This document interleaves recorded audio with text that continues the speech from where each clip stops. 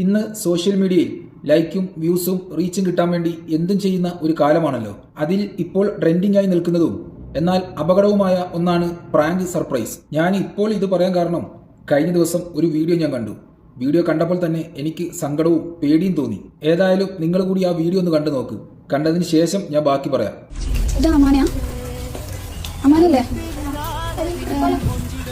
നീ മദ്രസയിലേക്ക് മുട്ടാൻ പോയിനാ? ഫാത്തിമ ദേ എന്ന് പറഞ്ഞ കുട്ടി കൊടുത്തിട്ടുണ്ടായി. ആ മിഠായി വെച്ചിട്ട് കുട്ടിക്ക് സുഖമില്ലാന്ന് പറഞ്ഞിട്ട് വീട്ടിൽ നിന്ന് വിളിച്ചിട്ടുണ്ടായി. അപ്പൊ നീ എന്തിനാ മിഠായി കൊടുത്തേ? പോലീസിനോടെല്ലാം പറഞ്ഞിട്ടുണ്ട്. ഞാൻ പോലീസിനെ അയച്ചു കൊടുക്കാൻ വേണ്ടിയിട്ട് എടുത്തതാ വീഡിയോ. നീ എന്തിനാ അത് കൊടുത്തേ? അങ്ങനെ കൊടുക്കാൻ പാടില്ലല്ലോ മിഠായി. എങ്ങനെയാ മനസ്സിലാക്കില്ല? എന്താ ചോദിച്ചതാ ബർത്ത്ഡേ എന്ന്?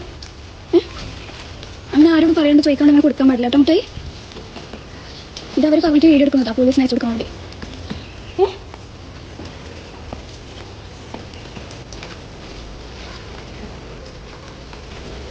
ഇപ്പൊ എന്തിനാണ് അവരോട് പറയണ്ടേ? നീ ആ മിഠായി കഴിച്ചിട്ടുണ്ടായിനാ? നീ ആ മിഠായി കഴിച്ചിട്ടുണ്ടായിനാ? അല്ല മിഠായി കഴിച്ചിട്ടുണ്ടായിനാ? മദ്രസയിൽ കൊണ്ടുപോയിട്ടില്ല. ഫാത്തിമക്ക് എൻ്റെ ഫ്രണ്ട് ബെസ്റ്റ് ഉണ്ടോ? ഇപ്പൊ അവിടെ പോകാൻ ട്യൂഷൻ പോണേ. അത് ഞാൻ ഇപ്പോൾ ഉമ്മാനോട് എന്താ പറയണ്ടേ? Happy birthday.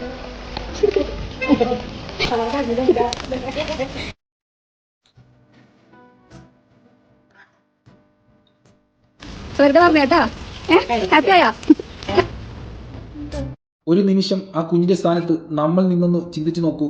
എന്തായിരിക്കും ഇതുപോലൊരവസ്ഥ പെട്ടെന്നുണ്ടായാൽ? പിറന്നാൾ ദിനം വളരെയധികം സന്തോഷത്തോടെ ഇരിക്കുന്ന ഒരു കുട്ടി പെട്ടെന്നൊരാൾ വന്ന് സ്നേഹമല്ലാതെ പെരുമാറുകയോ പേടിപ്പിക്കുകയോ ചെയ്താൽ പെട്ടെന്ന് ആ കുഞ്ഞു മനസ്സിലുണ്ടാകുന്ന വേദന, സങ്കടം ഇതൊന്നും ഇത് ചെയ്യുന്നവർക്ക് മനസ്സിലാകണമെന്നില്ല. അവർക്ക് അവരുടെ സാധനങ്ങൾ വിറ്റുമാറുകയും സോഷ്യൽ മീഡിയയിൽ റീച്ച് കിട്ടുകയും വേണം. അങ്ങനെ ചിന്തിക്കുന്നവർക്ക് വേദനയുടെ വില എന്തറിയാനാ? പിറന്നാൾ ദിനം സന്തോഷത്തിൽ ചിരിച്ചുകൊണ്ട് നിൽക്കുന്ന ഒരു കുട്ടി, ആ കുട്ടിയുടെ മുന്നിലേക്ക് ഒരാൾ വന്ന് പേടിപ്പിക്കുകയും വിഷമിപ്പിക്കുകയും ചെയ്തിട്ട് അവസാനം അത് പ്രാങ്കാണെന്ന് പറഞ്ഞ് ചിരിച്ചാലും ആ കുറച്ചു സമയത്തേക്ക് ആ കുഞ്ഞനുഭവിച്ച ആ വേദന അതൊരു യാഥാർത്ഥ്യമായിരുന്നു. ആ കണ്ണുനീർ അഭിനയമല്ല, ആ സങ്കടം അഭിനയമല്ല. എല്ലാ കുട്ടികൾക്കും ഒരേ മനക്കരുത്ത് ആവണമെന്നില്ല.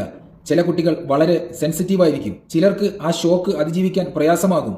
പേടി, മാനസിക സമ്മർദ്ദം, ഹൃദയമിടിപ്പ് കൂടുക, അതുമല്ലെങ്കിൽ മറ്റേതെങ്കിലും ഗുരുതരമായ പ്രശ്നങ്ങൾ പോലും ഉണ്ടാകാം. ഒരിക്കൽ ആ ഞെട്ടലിൽ ആ കുഞ്ഞിന് എന്തെങ്കിലും സംഭവിച്ചാൽ പിന്നീട് അത് പ്രാങ്ക് ആയിരുന്നു എന്ന് പറഞ്ഞാൽ ആരുടെ മനസ്സാണ് സമാധാനപ്പെടുക? അതുകൊണ്ട് എല്ലാ മാതാപിതാക്കളും വളരെയധികം ശ്രദ്ധിക്കേണ്ട ഒരു കാര്യമാണ്.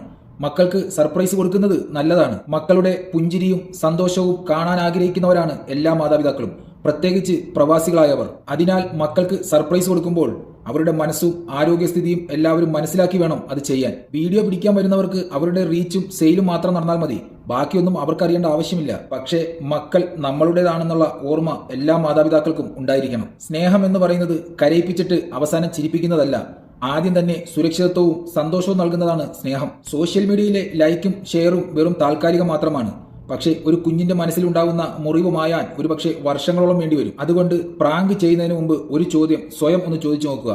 ഈ വീഡിയോയ്ക്ക് കിട്ടുന്ന ലൈക്കുകളേക്കാൾ ആ കുഞ്ഞിന്റെ പുഞ്ചിരിയും മനസ്സമാധാനവുമല്ലേ നമുക്ക് കാണേണ്ടതും അറിയേണ്ടതും? സർപ്രൈസ് സന്തോഷം നൽകുന്നതായിരിക്കണം, അല്ലാതെ സങ്കടം നൽകുന്നതാവരുത്. അത് ചിരിപ്പിക്കുന്നതായിരിക്കണം, അല്ലാതെ കരയിപ്പിക്കുന്നതാവരുത്. ഒരു നിമിഷത്തെ വൈറലാകലിനു വേണ്ടി ഒരു കുഞ്ഞിന്റെ കുഞ്ഞു മനസ്സുമായി കളിക്കാൻ നിൽക്കരുത്.